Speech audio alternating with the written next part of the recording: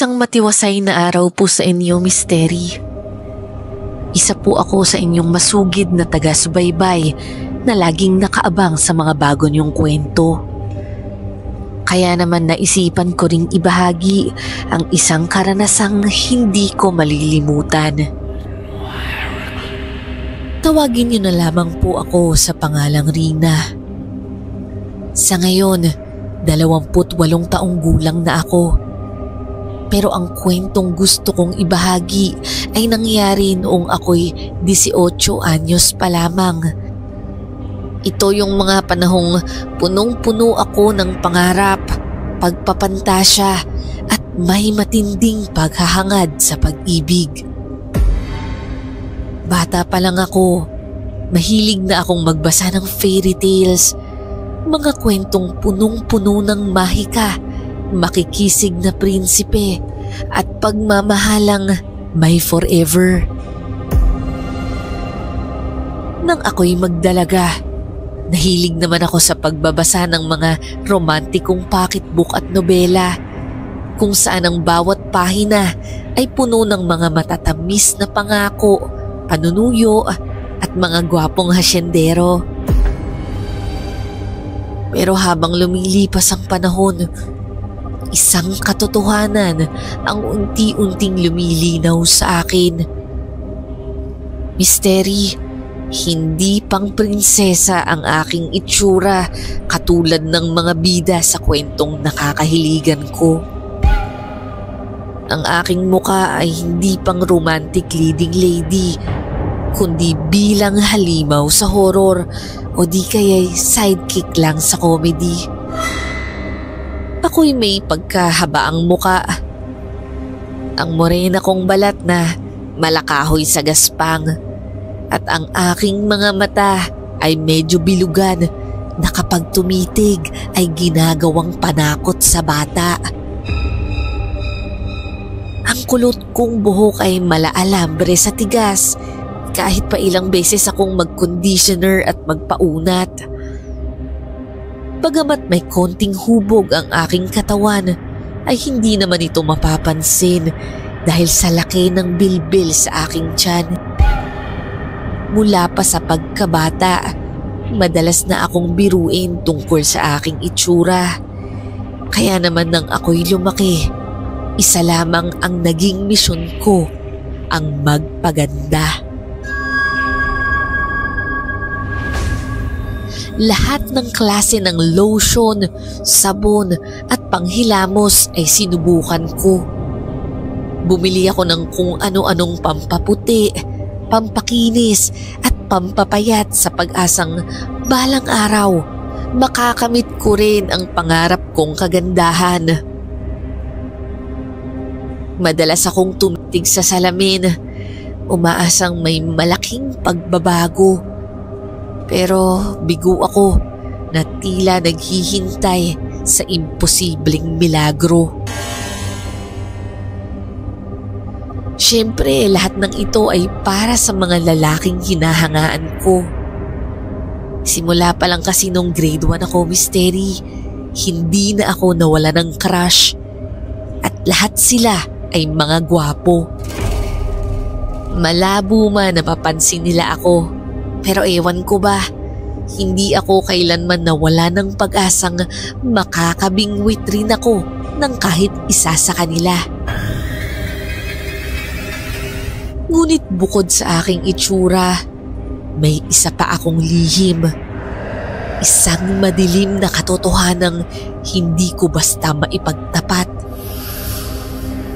Hindi po ako pangkaraniwang tao. Nagmula ako sa lahi ng mga wakwak. Mga nilalang na may matulis na tuka, itim na balahibo, malalaking pakpak, matatalas na kuko at pulang mata.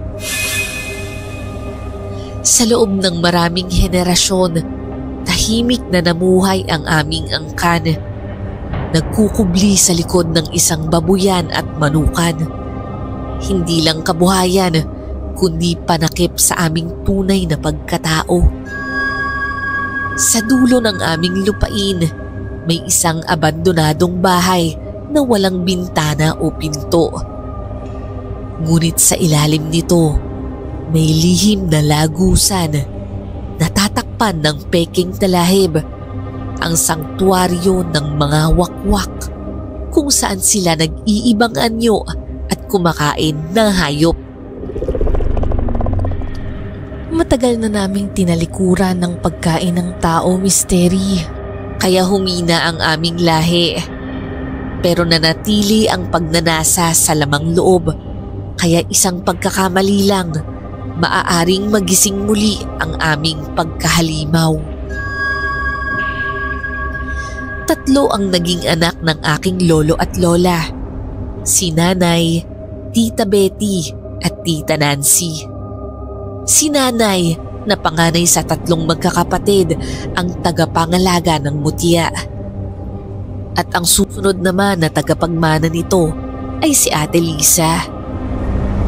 Mula pagkabata, sinanay na siya sa mga lihim ng angkan, mga sinaunang ritual, pakikipaglaban at matinding pandama sa dilim.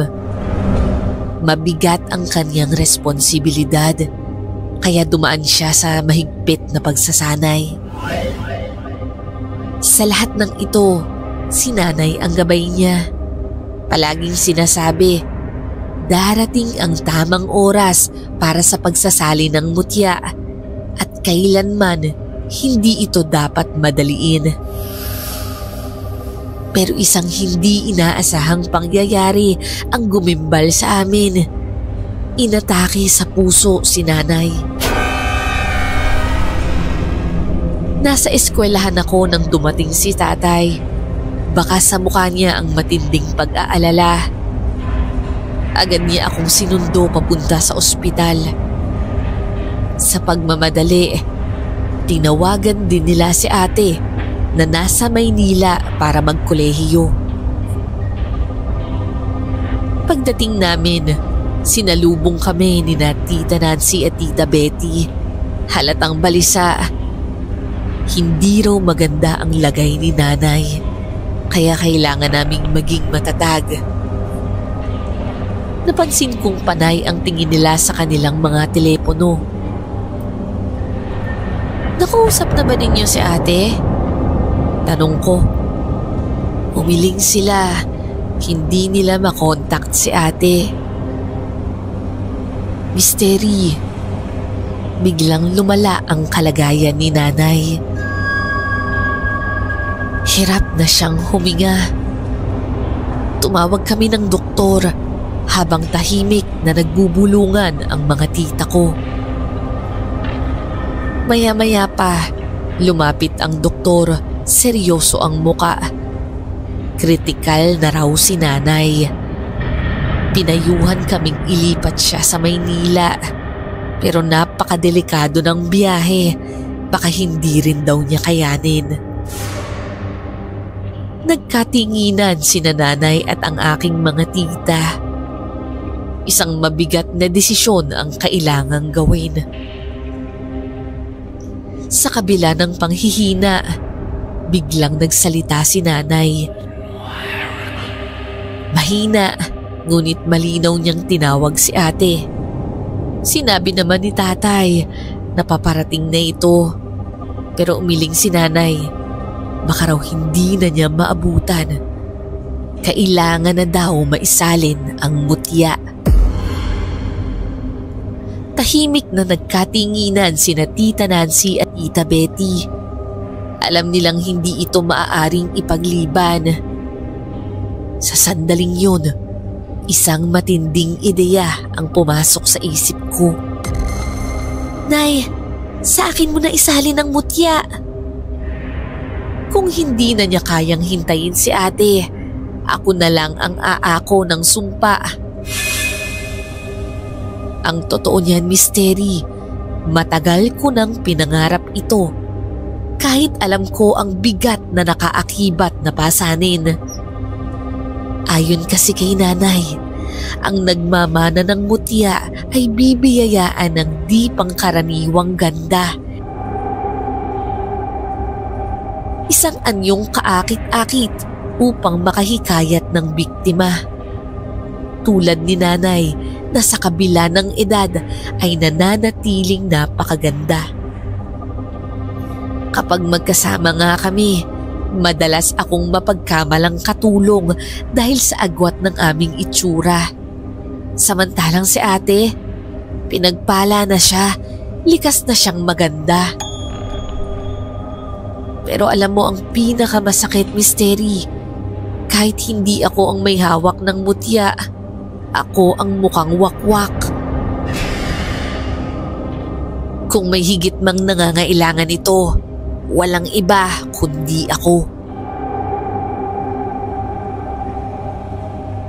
Mariin namang tumutol si Tita Betty. Napakalaking responsibilidad ng mutya at hindi daw ako handa para rito. Mas mabuting hintayin na lang si ate. Kung may mangyari mang masama sa akin, hindi rin iyon gugustuhin ni nanay. Mula pagkabata, alam na namin ang itinakdang papel namin sa angkan. Si Ate Lisa ang tagapagmana at ako ang katuwang niya. Tulad ni nanay, siya ang wakwak habang sina Tita Betty at Tita Nancy naman ang katuwang niya sa pagpapalit anyo. Sila ang naghahanda ng mga alay para sa ritual. Sa madaling sabi, siya ang bida, ako ang tsuwariwap. Ngunit hindi ako natinag. Wala kayong dapat ipag-alala, Nay. Magtiwala kayo sa akin. Mariing sabi ko. Napatingin siya sa akin. Saka dahan-dahan niya akong pinalapit. Sa huling natitirang lakas ng kanyang kamay, may inilabas siya mula sa kanyang bibig. Isang maliit, kumikislap na itim na bato. Nanigas ako. Hindi makapaniwala, pero hindi ko pinahalata ang kaba at pananabik na bumalot sa akin. Dahan-dahan, inabot ko ang mutya mula sa nanginginig niyang kamay. Isubo mo, Rina. Walang pag-aalinlangan, nilunok ko ito. Bahagyang ngumiti si nanay. Mahina siyang bumulong ng huling salita, isang pasasalamat. At saka bumagsak ang kanyang kamay. Naputol ang kanyang hininga. Nanlalamig akong nakatitig sa kanya. Si nanay, wala na. At ako na ang bagong tagapagmana ng mutya.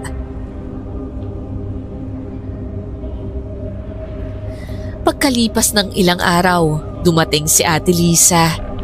Huli na ang lahat. Naabutan na lang niya si nanay sa kabaong.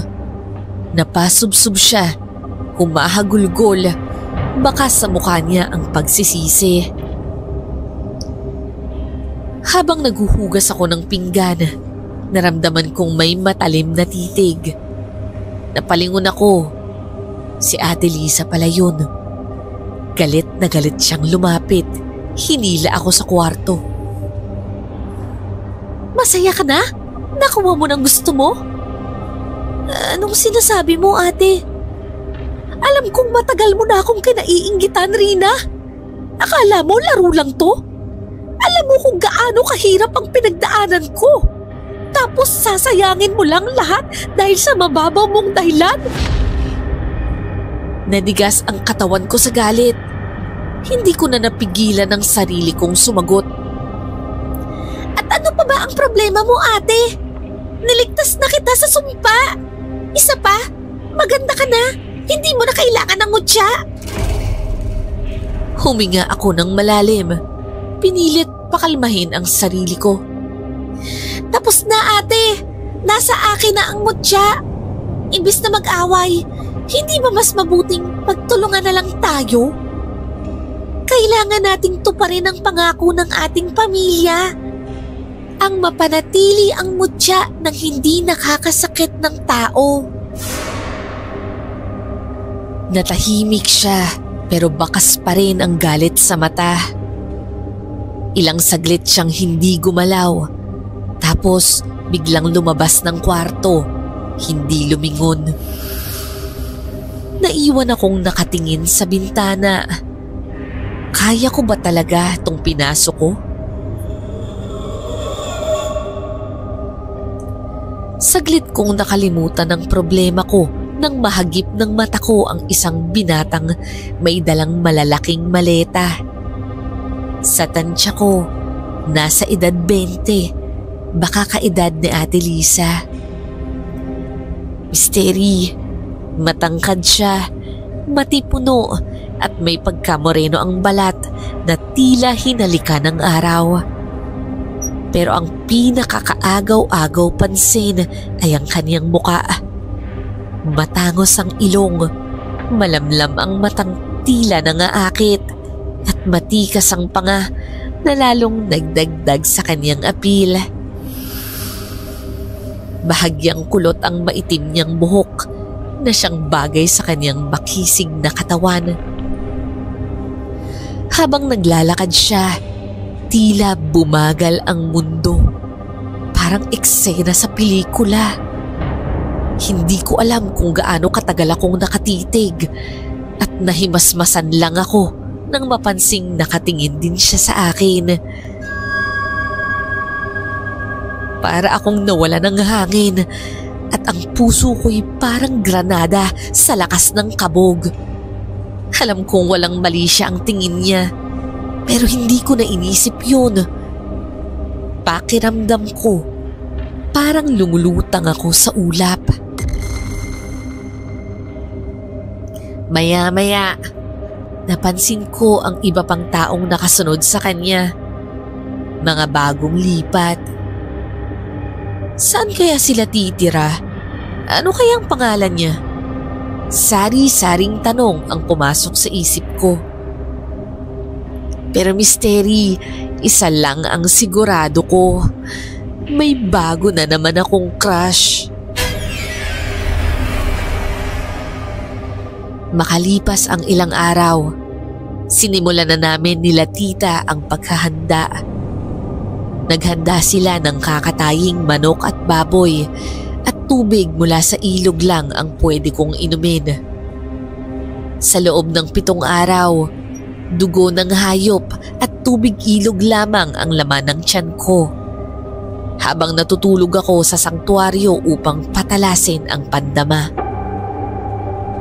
Pero ang pinakahinihintay-hintay ko, ang ritual para sa aking pagganda. Giniling at piniga nila ang laman loob ng manok at baboy. Hinaluan ng langis, balat ng palaka, balahibo ng uwak at katas ng itim na rosas, saka sinalin sa isang garapon. Sa 7 araw, dinala nila ako sa gubat. Kahit galit si ate, sumama siya upang ituro ang gagawin ko. Madilim na nang dumating kami roon. Bit-bit ang garapon at gamit sa ritual. Nagsindi sila ng itim na kandila.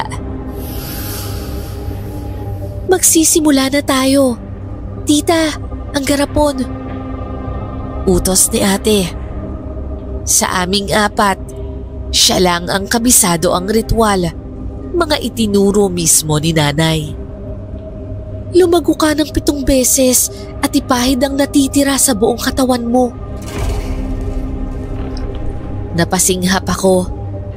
Hindi ko naisip na kailangan ko pala itong inumin. Lalo akong naduwal nang makita ang laman. Buo-buong bituka, piraso ng laman at maiitim na balahibo ng uwak. Parang balot ng halimaw. Pagkabukas ko, sumingaw ang matinding lansa na tumusok sa ilong ko. Parang gusto ko nang umatras. Huwag ka nga umarte, Rina. Diba gusto mong gumanda? Ayan na yung pinakahihintay-hintay mo. Iritadong sabi ni ate.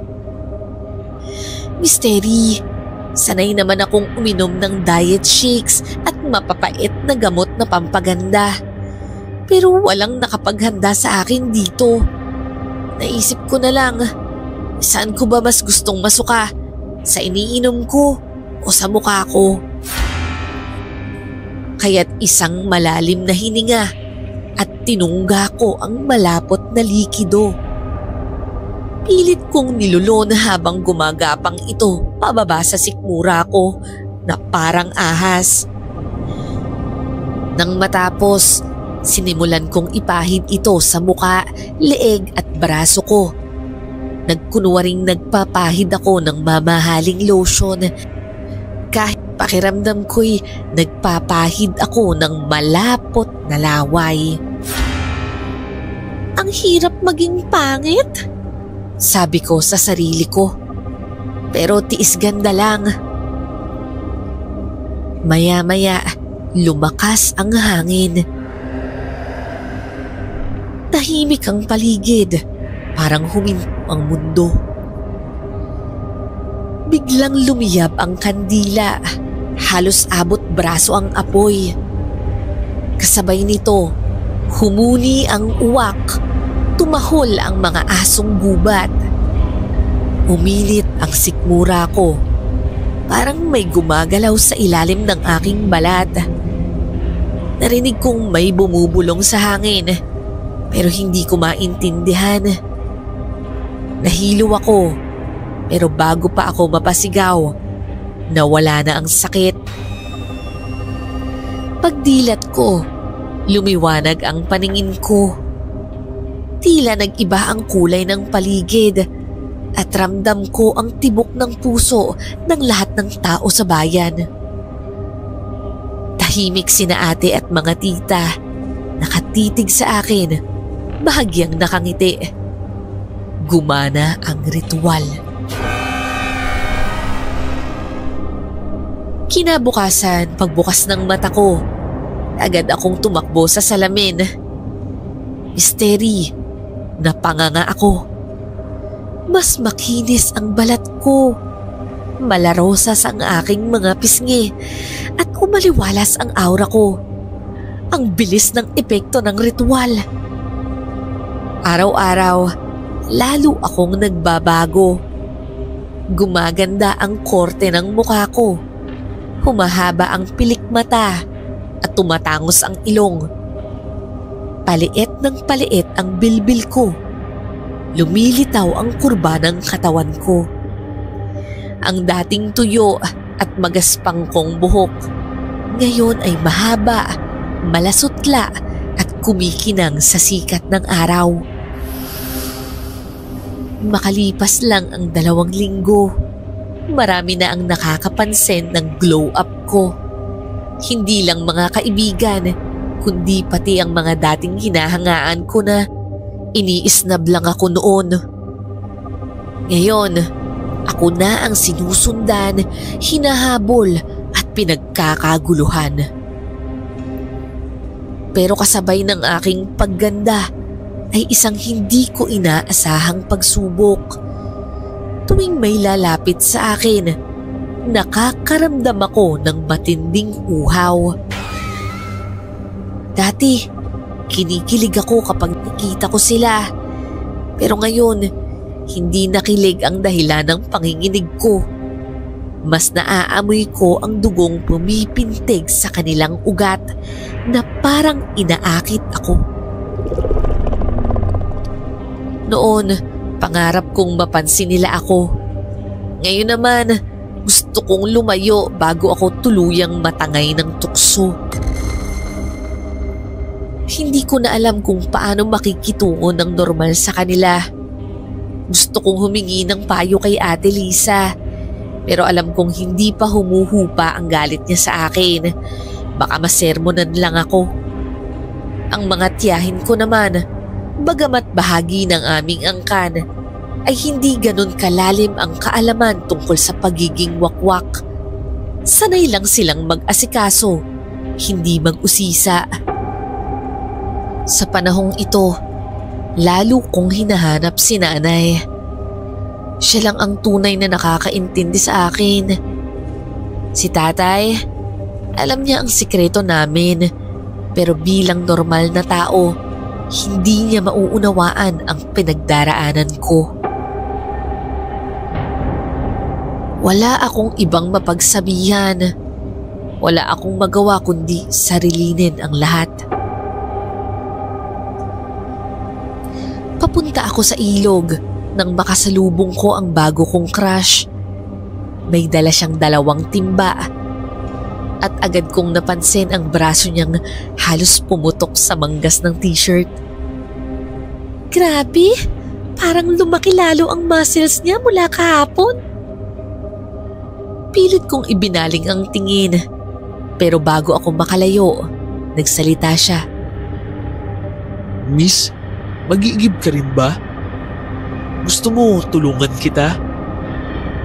Napalunok ako. Napaka-gentleman pala niya. Nakakahiya naman. Pauwi ka na pero papunta pa lang ako. Pero salamat ah. Kunwari, naglakad ako palayo. Pero sinadya kong bagalan at hindi ako nabigo. Okay lang.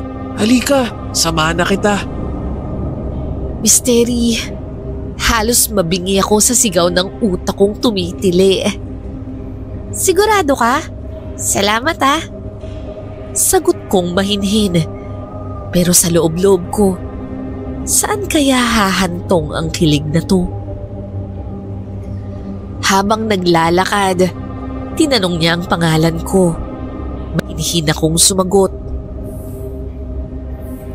Ikinagagala kitang makilala, Rina. Ako nga pala si Erwin. Ngumiti siya. Lumitaw ang dimples niya. Hulog na ako. Lalo pang bumilis ang tibok ng puso ko nang abutin niya ang dala kong banga. Dumampi ang kamay niya sa akin at naamoy ko ang pabango at shampoo niya. Mystery, halos mapapikit ako. Gustong namnamin ang sandaling ito habang buhay. Pero may bigla akong napansin. Hindi dugo ang naaamoy ko kay Erwin. Wala rin akong nararamdamang uhaw. Isang tanong lang ang pumasok sa isip ko. Sign na ba to na siya ang forever ko? Habang nagsasalok ng tubig, nagkausap kami. Laking Visayas daw siya at isang mobile manggagamot. Tumutulong sa mga lugar na kulang sa doktor. Lalo akong humanga. Pauwi na kami nang makasalubong ko ang aking kaklase na dati kong hinangaan. Kasama niya ang mga barkada niya. Kanina pa raw nila ako hinihintay. Tinanong niya kung pwede siyang dumalaw mamaya. Mukhang manliligaw. Pero imbes na kiligin ay nainis ako. Ayoko rin siyang lumapit sa akin at baka mag-iba na naman ang pakiramdam ko. Tumingin ako kay Erwin bago ko sinabing hindi pa tamang oras dahil kakawala lang ni nanay. Naningkit ang mata niya, halatang napahiya. Hindi naman ako manliligaw. Masyado kang assuming.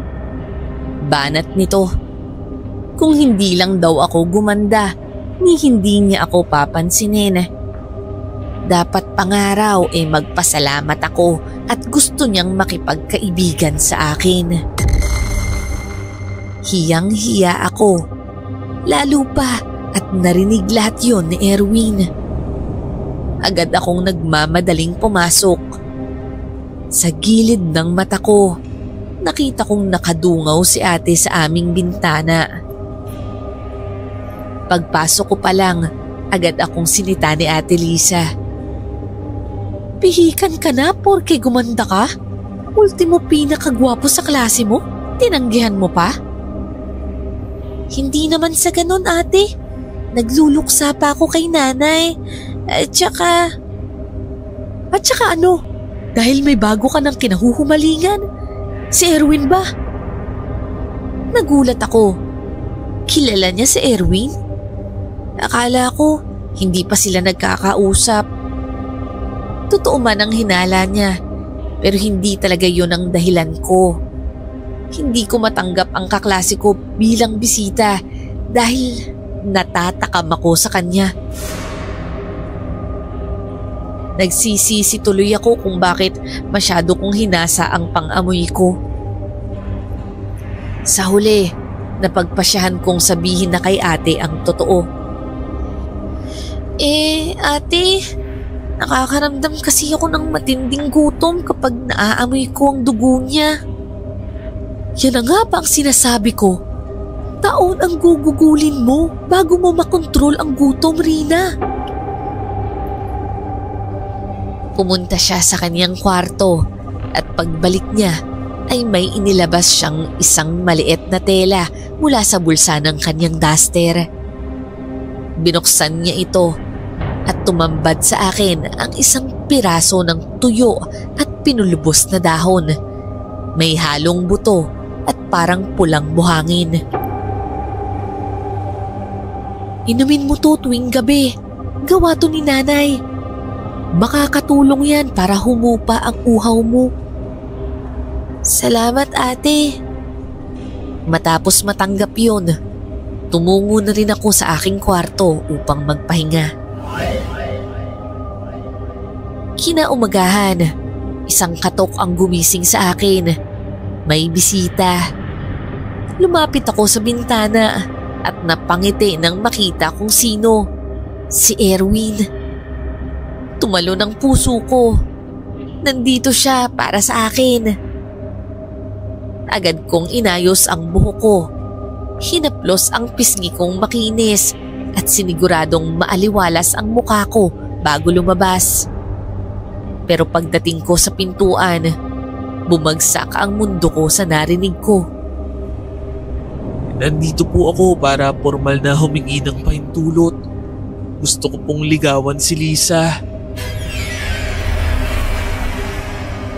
Narinig kong sabi ni Erwin sa aking mga tita. Si ate? Para akong binuhusan ng yelo. Hindi o makapagsalita. Gumanda na ako at lahat. Pero bakit si ate pa rin ang pinipili? Sinulyapan ko si Erwin.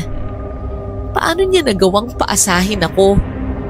Ang mga ngiti niya, ang pag-aalok niyang samahan ako sa ilog, ang mga titig niyang akala ko'y may gusto rin siya sa akin. Lahat ba yun? Ilusyon ko lang? Habang masaya silang nag-uusap, umakyat ako sa kwarto at pinigil ang nagbabadyang luha. Hindi ko ito matanggap. Si Erwin ang forever ko.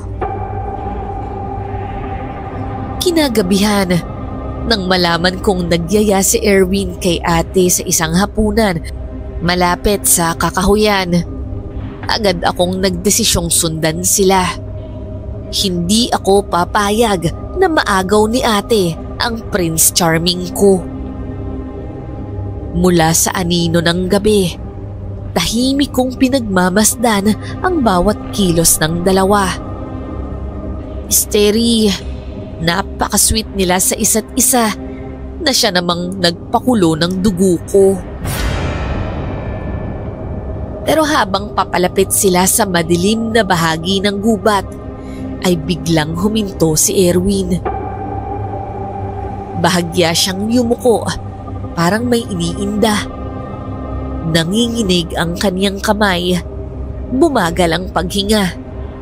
Napaatras si ate. Erwin, okay ka lang ba? Dahan-dahan siyang lumingon.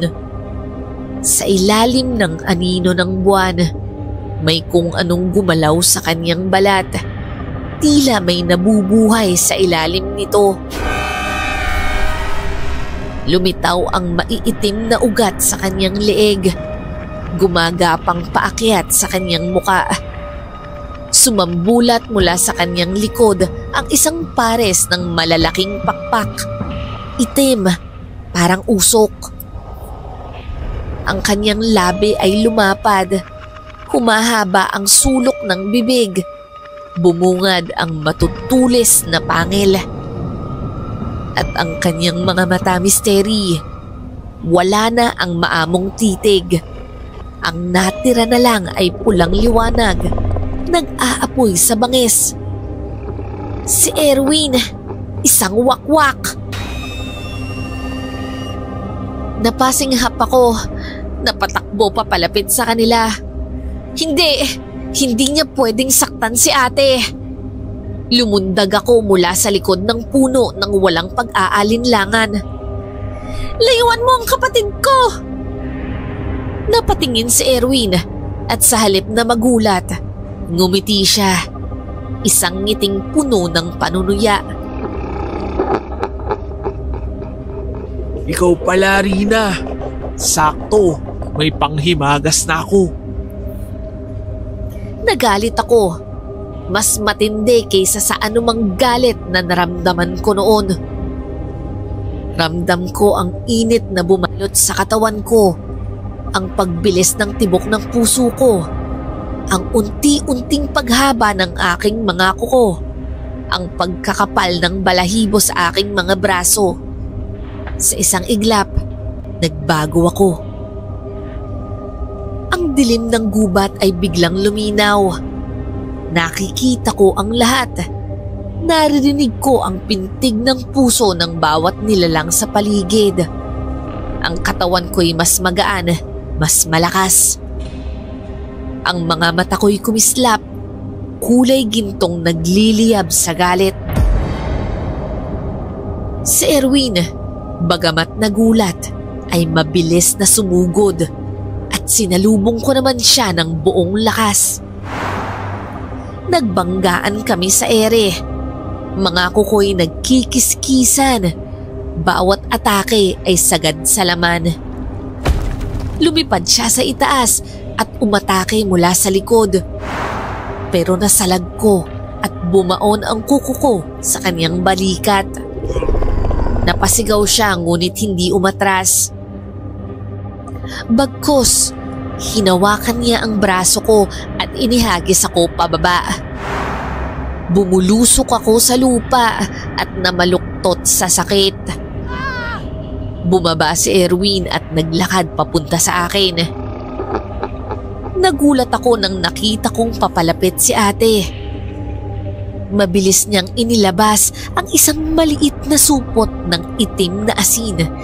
Isang proteksyon na itinuro ni nanay. Takot man at nanginginig, ay buong puwersa niya itong isinaboy kay Erwin. Napasigaw naman si Erwin. Napaatras siya. Nagliliyab ang balat sa tama ng asin. Sinamantala ko naman ang pagkakataon. Isang matinding hampas, isang malakas na dagok at siya'y bumagsak. Napaungol siya, duguan. Sa huling sandali, tumingin pa siya sa akin nang hihina. Sa huling pagsaboy ni ate ng itim na asin, isang malakas na sigaw ang lumipad sa hangin.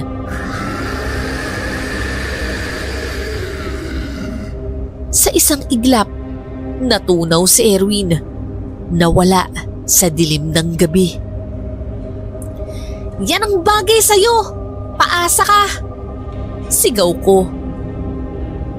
Matagal kaming nakatayo sa gitna ng gubat. Hinihingal, sugatan, pero buhay.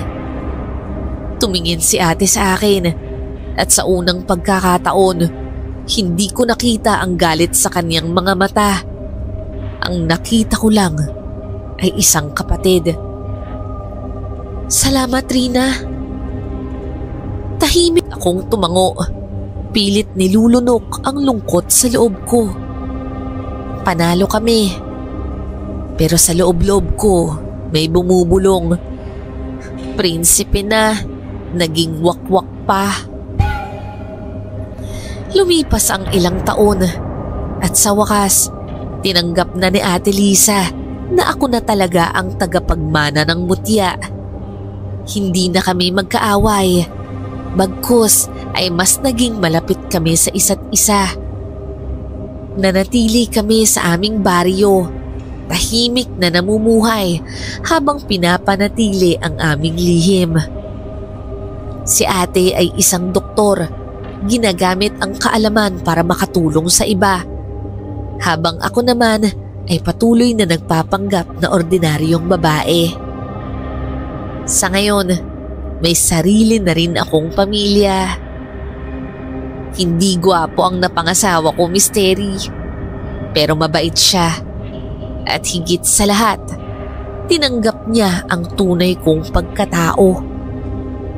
Kung dati ay itsura ang laging inuuna pagdating sa pag-ibig, natutunan kong may mas mahalaga, ang isang taong handang mahalin ako kasama ang mga lihim ko. Hanggang dito na lamang po ang aking kwento, Misteri, at salamat po sa pakikinig. More power po sa inyo at sa inyong mga channel.